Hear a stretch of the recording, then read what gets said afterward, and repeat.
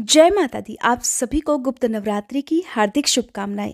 माता रानी आप सभी की पूजा, आप सभी के व्रत स्वीकार करें।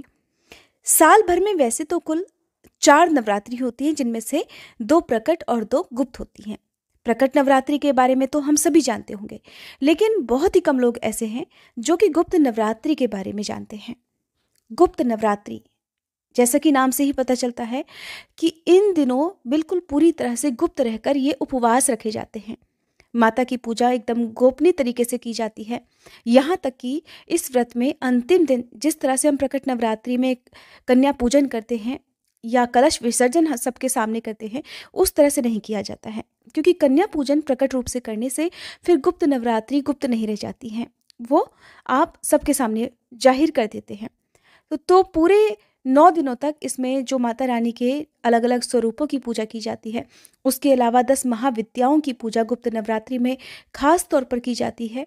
और इन महाविद्याओं की पूजा खास तौर पर वो लोग करते हैं जो तंत्र मंत्र की सिद्धि के लिए, किसी विशेष मंत्र की सिद्धि के लिए करते हैं।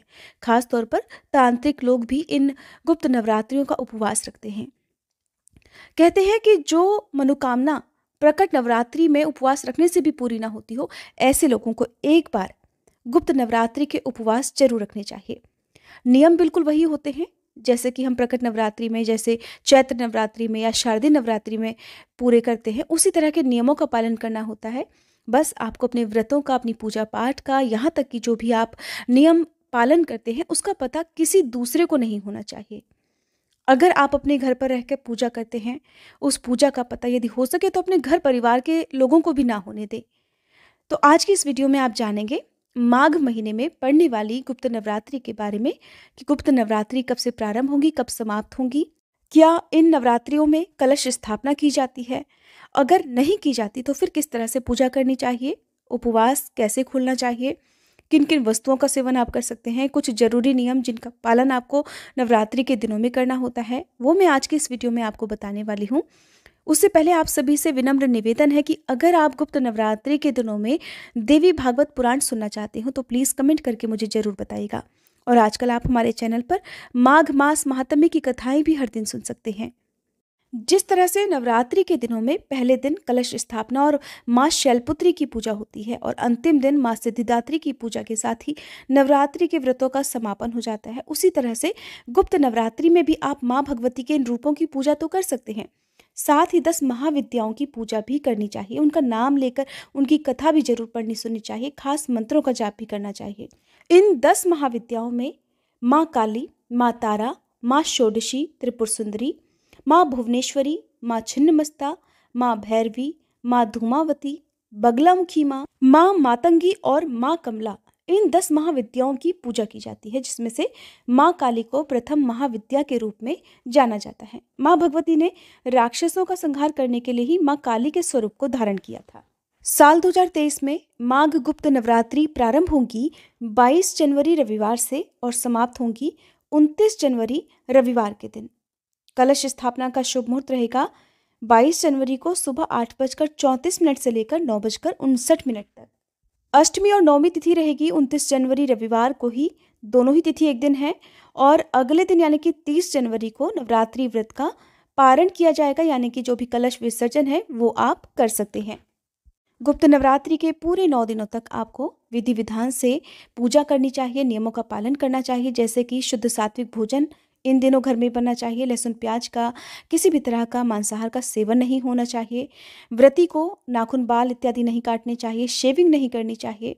जिस तरह से नवरात्रि के व्रतों में शाम की पूजा करने के बाद फलाहार कर लिया जाता है, कुछ लोग केवल फलों के साथ उपवास रखते हैं, कुछ लोग सेंधा नमक का सेवन करते हैं। तो जैसी आपकी सामर्थ्य हो उसके अनुसार आप व्रत रखने का संकल्प पहले दिन जरूर लें। क्या गुप्त नवरात्रि के दिनों में कलश की स्थापना अनिवार्य रूप से करनी चाहिए? तो देखिए, कलश की स्थापना करना तो बहुत शुभ होता है। कहते हैं कि कलश की स्थापना के साथ ही आपके व्रत भी पूर्ण होने की संभावना बढ़ जाती है, आपकी मनोकामना जल्दी पूरी होने लगती है। लेकिन कई बार लोग ऐसी जगह पर रहते हैं या एक ही कमरे में रहते हैं, वहीं पर पूजा भी होती है, वहीं सोना खाना भी होता है, तो ऐसे में बहुत ज़्यादा समस्या आ जाती है, क्योंकि लोगों का आना जाना भी उसी कमरे में होता है। क्योंकि जो पूजा हम करते हैं, यदि कलश स्थापना आपने नवरात्रि के 9 दिन तक की हुई है और आपका मंदिर ऐसी जगह पर है जहाँ पर वो कलश आपका बाकी आने जाने वाले लोगों को दिखाई देता है, तब कलश की स्थापना नहीं करनी चाहिए।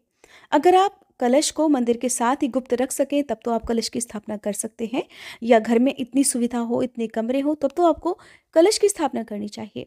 और नहीं तो बिना कलश की स्थापना के भी आप नवरात्रि के उपवास रख सकते हैं। अखंड दीप आपकी श्रद्धा है, आप जलाना चाहे तो जलाएं, क्योंकि अखंड दीप जलाने में बहुत सारे नियमों का पालन करना होता है, बहुत ध्यान देना होता है, क्योंकि पूरे 9 दिन तक अखंड ज्योत लगातार जलती रहनी चाहिए। इस बात का खास तौर पर ध्यान दिया जाता है। तो अगर आप ऐसा करने में सक्षम नहीं हैं, आपके पास इतना ज़्यादा समय नहीं है, तो आप नॉर्मल सुबह और शाम की पूजा करके दिन भर व्रत रख कर भी आराम से गुप्त नवरात्रि के उपवास रख सकते हैं।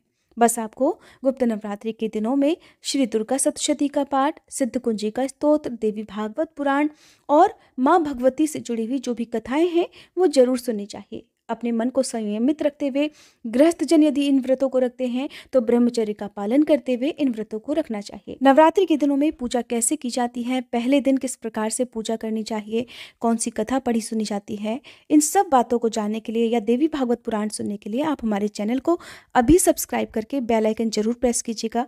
वीडियो पसंद आई हो तो वीडियो को लाइक करके मुझे कमेंट करके जरूर बताइएगा।